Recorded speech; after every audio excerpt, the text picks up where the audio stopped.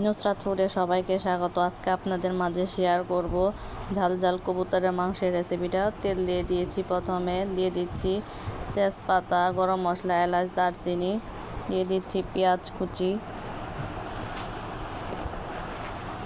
পেঁয়াজটা ভালো মতো ভাজা হয়ে গেছে, দিয়ে দিচ্ছি লবণ, দিয়ে দিচ্ছি আদা বাটা,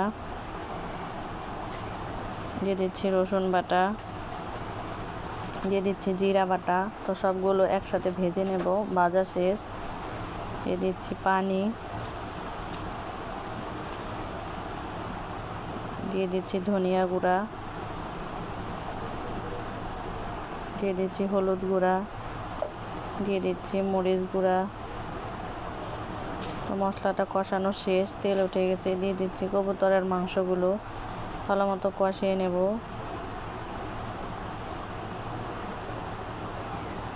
কষানো শেষ, তেল উঠে গেছে, দিয়ে দিচ্ছি পানি,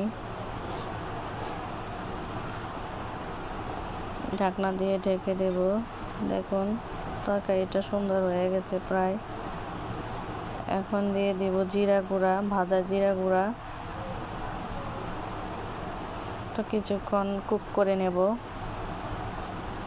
তো দেখুন এই যে সুন্দর হয়ে গেছে, তেল উঠে গেছে উপরে। যে রান্না করা শেষ, তৈরি হয়ে গেলেও মজাদার সুস্বাদু ঝাল ঝাল কবুতর ভুনা। বাসায় আপনারা ট্রাই করবেন।